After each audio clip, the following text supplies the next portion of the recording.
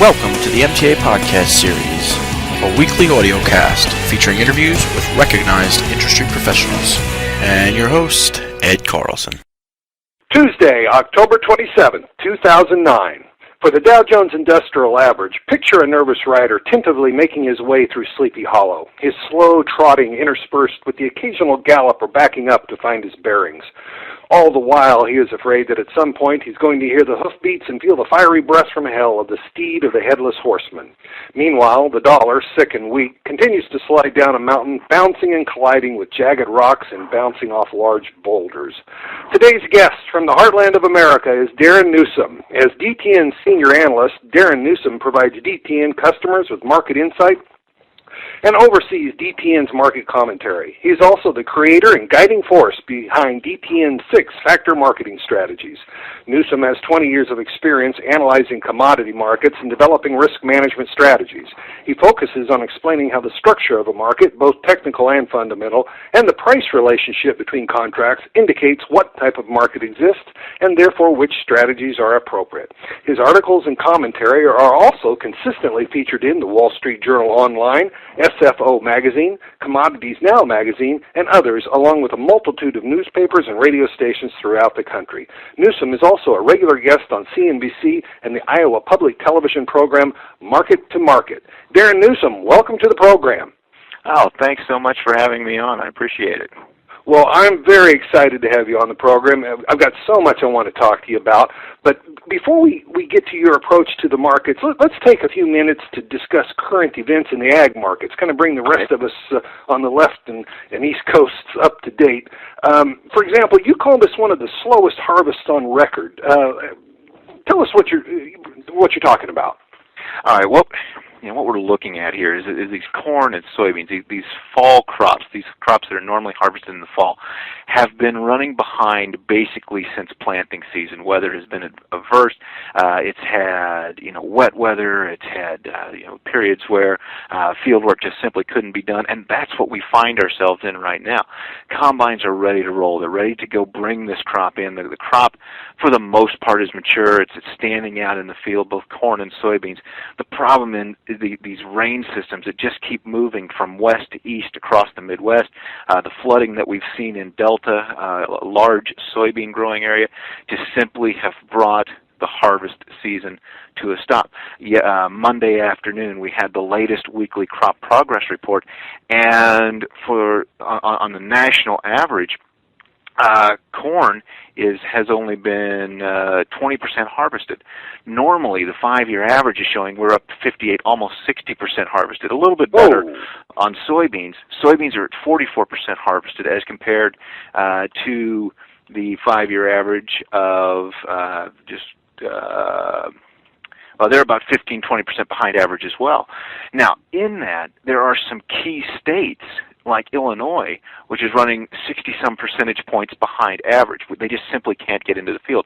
And the 3 I states are some of the biggest, some of the largest growing states, some of the largest production that we see year in and year out. So the fact that they just simply can't get in the field, they can't bring the crops in, has helped to build this support in both corn and soybeans over the last 4 to 6 weeks. I'm going out on a limb here, but has anyone tried to link this year's weather to the El Nino, La Nina patterns? That's exactly what it is. Over the course of the summer, late summer and early fall, we were out doing farm show presentations, giving market outlooks and weather forecasts going into the fall, and they could see it building. Our meteorologists could see it building at that time, and the projection was that we were going to see exactly what has occurred. That we were going to see this slow harvest that just simply couldn't be brought in because maybe the crop is out there, maybe it is a record-setting crop yield, projected to be one of the highest all time. But we just simply can't get to it, and you could see it coming. You could see the El Nino building. You could see what that would mean for the U.S. Midwest as well as other parts of the world, but specifically for the Corn Belt and the Delta. Well, even the dimmest bulb who's lived in the city all of his life knows that weather affects farming. But what might be something of a surprise to many of our listeners is I'd like to have you talk to us how the current economy and the financial malaise has affected the agricultural sector. For example, you mentioned that the strength of the Dow affects these markets. How is that? Kind of give us an all-in view on this topic. It's a very interesting topic. We've done many talks on these sorts of things, and if we look back, particularly over the last, say, 2 to 3 years, the connection between the Dow Jones and commodities as a whole, as a market segment, has grown tighter and tighter and tighter. What we see is that the stronger the Dow has become, the more money it creates. The more money is looking for other avenues to go off in. Now, we've seen some rule changes from the exchanges over the last few years that has helped to entice more activity, higher volume from what I call the non-commercial side of trade. And this is speculative traders, investment traders, so on. We know them as traditional commodity funds, hedge funds. Those two groups can be either long or short, buy or sell the market, whichever way they want to go. Then there's also this growth of the index fund industry. With all this money being made, index funds have grown. They're basically long only in commodities. They can only own the commodities. So we've seen this side of the industry really grow, and much of it has had to do with the strength of the Dow. So when in 2008, Dow began to crumble, so many of these markets had rallied. We'd seen new all-time highs in crude oil. We saw some support in the gold market. Copper was rallying, the ag markets, corn, soybeans, wheat not so much. All of these markets were rallying as well. Many of them without the benefits of having bullish supply and demand situations. So what happened was the Dow started to collapse. Money started to come back out of the commodities to pay for margin calls elsewhere, or due to the increased margin calls created by the sell-off in commodities. And so this forced them to get out. And what we saw was a collapse in the commodity industry as a whole. So there's a very strong tie. It has to do with the growth of the non-commercial side of the market, the investment side of the market, moving into commodities, viewing commodities as an investment rather than the risk management niche that it had filled for decades. It has changed. The dynamics of commodity trade has changed, and a large part of it has occurred over the last 2 to 3 years. Darin, we're almost halfway through the program. I've got so much more I wanted to talk about with you on this particular topic, but we just don't have the time. But I can't move on without this last question. Environmental regulation, changes in U.S. farm policy, expensive money. What's the largest single threat looming for the U.S. ag industry? I'm going to say probably financial policy. Because again, just as we're tied to the financial side of the market, the effects that this has on the U.S. dollar has a direct effect on our commodities as well, and our standing in international trade. So much of what we've seen in commodities is based on the idea that demand could ultimately pick up, and demand's going to pick up as long as U.S. goods remain attractive on the world export game. If that starts to falter, if the dollar starts to come up because of economic policy, raising interest rates, whatever it might be, then we could start to see the supply-demand situation get a bit out of line, starting to put more pressure on commodities once again. We're going to continue with Darin Newsom in a moment, but first a reminder that on next week's program we'll have Chris Carolan, author of the Spiral Calendar. Darin, let's get a little more focused on technical analysis and maybe even a little bit on yourself. How and when did you first discover technical analysis? How did you get into this whole game? It was actually during the sell-off, the Black Monday time frame in 1987. That whole break in the Dow. Started watching charts at that point, and I was working out in South Central Kansas. So again, most of my background is ag-related, watching the ag markets and how they relate and how they're influenced by these other markets. But that single event still stands out to me as this far-reaching cause and effect. We saw the cause, we saw the effect, and so much of it came back to the Dow that these markets, to me, have been tied together ever since. So going back to 1987, it's just very important to realize the connection that these have. And so through the years, I've just built up the methods that I like to use to look at this market through all these inter-market relationships that we see and how they play out over time. Mm-hmm. I want to get to that. I did want to ask you, what are the 6-factor marketing strategies? What is that? All right, so over the last 20 years, there's thousands of ways to look at the market. There's technicals with all of what that means. There's fundamentals with the row after row of supply and demand classifications that you can see in any government report. What I've found over time is that you can throw most of those out. You can condense them down to really 6 things that affect the market, that need to be tracked in the market day in and day out. The first one being trend, which is simple price direction. I'm not into a lot of the trend analysis, but just simply looking at price direction over time, because what that shows me is the second factor, what the non-commercial money in these markets are doing.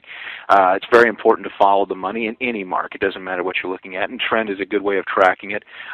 So trend and non-commercial trade are both very important to me.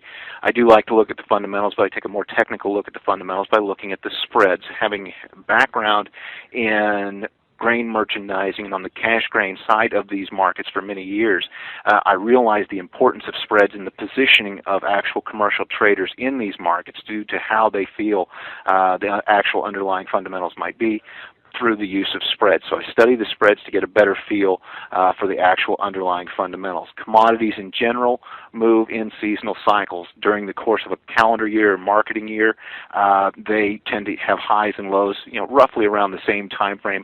Again, a reflection of the actual supply and demand of that market. So the fourth one would be the seasonality that commodities have. Fifth is a price distribution table that I build for almost all commodities. It shows you where demand begins, where demand shuts off. Corn is a great example of how these things change, how these tables change over time. It helps you in your timing. It helps you understand where we might be in this price range of the different markets.